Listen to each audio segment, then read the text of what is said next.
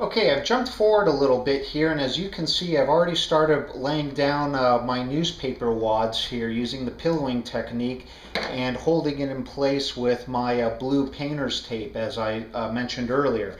I started forming around the corners here. I wanted to see how this was going to work out, and I found that for this depth of 1 inch, that a newspaper, one sheet of newspaper cut in fours gives me almost a perfect square, and that's what these two pieces are right here. This larger piece is actually a full sheet of newspaper that I went ahead and folded up. And again, you can see the blue painter's tape here holding everything in place.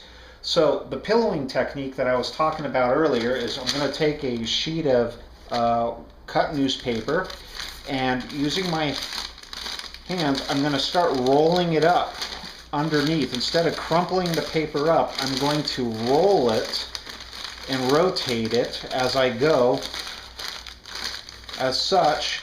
And basically what you should be getting is a nice little pillow with the newspaper folded in on itself. Then next I'm going to lay it into place and see how this, like one piece of newspaper here, is just about 1 inch high, which is going to be great. It's going to give me that little bit of rolling features here, which I want.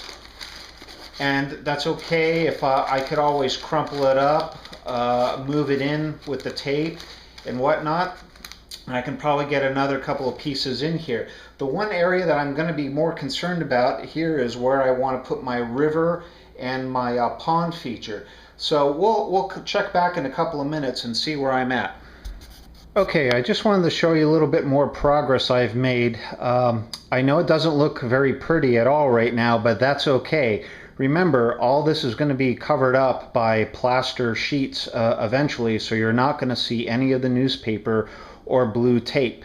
Right now, the one nice thing about the newspapers, you can see that I can reform it, I can squish it down a little bit, but what I'm getting is I'm going to have some nice rolling hills, and it's going to contour very nicely to the back of my edges here, especially here at the top of this mountain, as you can see over here. Again, just kind of think about putting your rock facings when we get to that stage here. So I think this might be a nice place for one of the larger rock facings, and then eventually up above we'll have, you know, one maybe an outcropping here, and the other one another outcropping over here, and we'll definitely find a place to put the small one. But the reason I've left this section blank right now is, again, this is where I'm going to kind of put some kind of a water feature, and I just got to figure out what I want to do.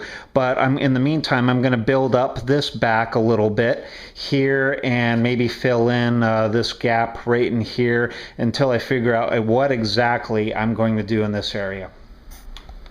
Okay, so I've made a little bit more progress in forming my mountains here. As you can see in the background, I've really kind of adhered to the natural cuts that I put in with my newspaper.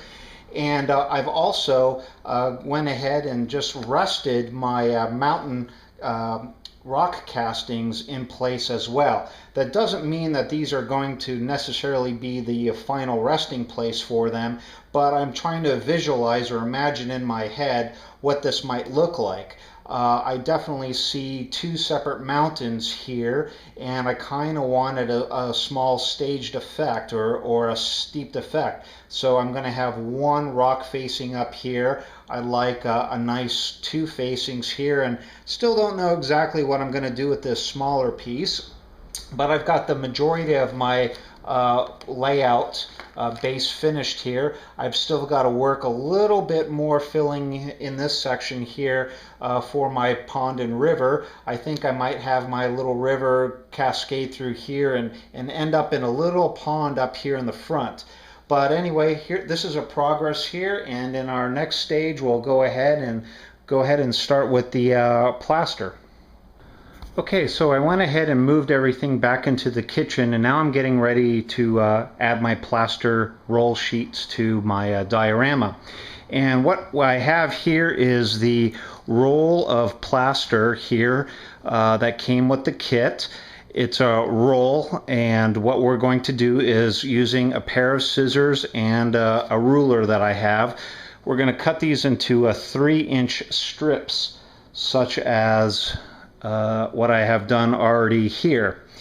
And you'll notice that there's two sides to this roll. There's a smooth side and a bumpy side, and it's really important to take a note of the sides here, because when we apply this to our diorama, we want the bumpy side of the plaster up, and we're going to use our fingers to go ahead and smooth that out. Also, I've got over here a pan of water. Here I'm using a stainless steel bowl here that I've filled with about 1 inch of cold water. I've got some paper towels just in case I've made a mess and I need to clean it up. And it's probably not a bad idea also to use some additional newspaper to maybe cover your area with, so when you cut this plaster, some of this plaster powder is going to fall off naturally, and it'll be easier for cleanup, and it'll make your wife or your parents happy if you do it this way. Over here, I've already pre-cut some of the plaster pieces, and as you can see, I've got actually 6 strips of plaster here that have already been cut. 1, 2, 3, 4, 5, 6. And I have not added any water to them. I pre-cut them ahead of time just so I could see how much I would need for a basic section here. And I have chose to go ahead and start with the right-hand side of my diorama today, because I still want to think a little bit about the left-hand side and the actual mountain. The one thing that you do want to be aware of, though, is these strips. The instructions ask you to overlap the strips by 50%. So as you can see, when I remove the strips here of plaster and I'm going to dip them in the water, I'm going to go ahead and lay this down, and then when I get to the next strip, I'm going to cover it about 50% of the way there, followed by the third piece, and follow it by another 50%. And you got to work relatively fast on this, because they will set up and dry within 10 to 15 minutes. But this will give me some room to go ahead and start playing around and forming some of my scenery here. Another thing to remember, just like when we cast the rocks with our plaster or hydrocal in the molds, again, you don't want to use this water and dump it down your kitchen sink. Go ahead and clean this outside. That's another reason why I chose to use a stainless steel. Hopefully it'll be a lot cleaner for me. But basically what I'm going to do is just dip it in the water really quick, just enough to get it wet, and go ahead and apply it. So bear with me as I get ready to do that. Okay. Hopefully we can get this in one take here, because I can't really afford to mess around. So again, I'm going to take my plaster here with the bumpy side up. I'm going to dip it in the water, but I'm not going to let it soak. I'm going to pick it up, and then I'm going to lay it on my diorama as such. And while it's wet, I'm going to use my fingers here to kind of push it into place and make sure that I get all the bumps, smooth it out so the plaster will start setting. It's okay if I dip my fingers in a little bit. This will eventually harden up. And I want to work as efficiently and quickly as I can. You see, I'm adding a little bit of water with my fingers here to smooth it into place. Now, you don't have to worry so much about the edges. We'll actually use some leftover plaster cloth here later on, and we'll go slowly over the edges to make a nice clean cut edge. So now that I've got my first one in place, I'm going to go ahead and stick my second one in. Maybe stick it in just a little bit longer to get a little bit more water on there. That looks pretty good. There we go. And now, remember, I want to cover about 50% of my last cloth. Overlap it a bit. So there we go. That's about 50%. And I'm going to push that in place and smooth it down with my fingers. Try to fill in as many of these water or these bubbles as we can. And by overlapping it, this is not only going to help strengthen it, but some of this water will permeate the previous sheet as well and get that plaster nice and wet. And again, by overlapping 30 or 50%, this will help strengthen it overall. So here we go with my third sheet. I'm not going to leave it in very long because we don't want the plaster to wash off. And I'm going to bring that one into play. And I'm coming right up to the edge as good as I can. There we go, smoothing it in place. It's okay. Seems a little soggy, but it's gonna dry hard. I'm just using my fingers to smooth some of this plaster about. And already, look, we're already covering up my newspaper and the blue tape. You aren't going to see much of it. And let's get ready for strip number 4 here. Get that soaked in the water, like so.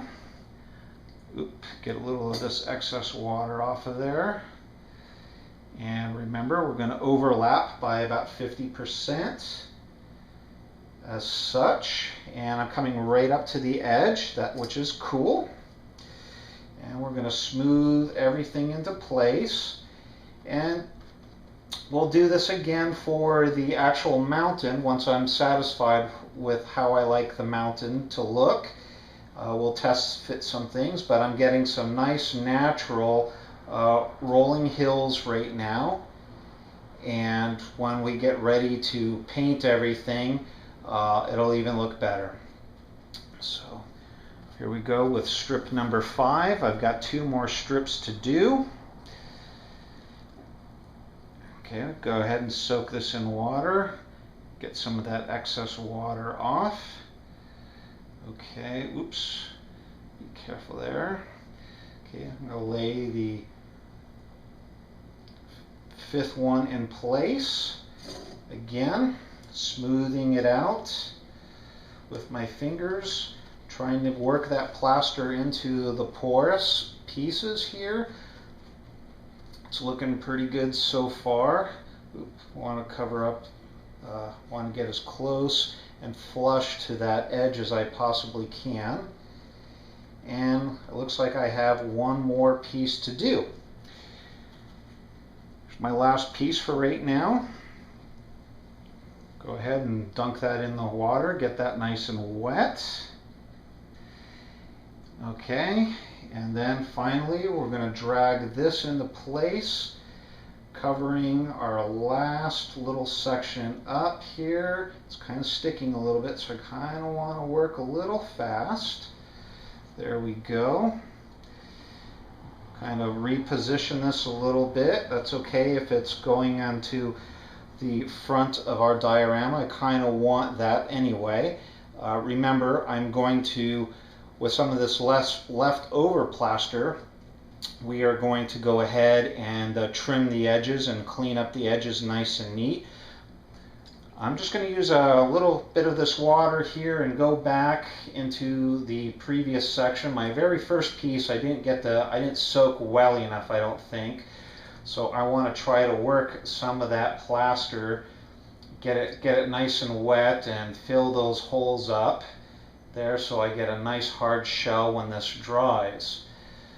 At this point here, if you want to, while it's malleable, you can go ahead and create some ruts, or if you feel like you want to make a couple depressions or stick it closer to your mountain for some additional features, go ahead. This is the time to do it. That's not to say you can't fix it in the long run. We could always use some spackle or mix our own plaster or hydrocal and then go back over and shape some areas that we missed, or fill in some gaps if we don't like it. But for right now, oh yeah, it's already starting. I can already tell that certain areas of this are already starting to kind of harden up and take shape. So let me just fill this front. I missed a couple of holes up here with the plaster. So I'm just about done, and look at that, just within a few short minutes I've already got 1/3 of my diorama completed with plaster. Now, of course, the mountain's going to take me a little bit longer to do, and I haven't yet figured out what I'm going to do with my water features, so we'll get back to that in another, here in a few seconds, okay? Okay, here you can see that I have the final product here. This is after 3 applications of the plaster cloth. I've let them cure for about 12 hours between each application, working in about 1/3. Remember, I started here doing 1/3, then I did 1/3 here, and then finally this last section was where I'm going to have my little river that's going to end up in a little pond or a lake. That took some extra time and shaping. So now at this point, my next steps will be using some sculpting plaster to go ahead and go over some of the rough areas, fill in some of the what I would consider holes, or adding a little bit more texture, also covering up and smoothing out some of the seams where the plaster cloth overlaps each other before I go ahead and start painting it. So that'll come back into my next video and we'll take it from there. Thank you.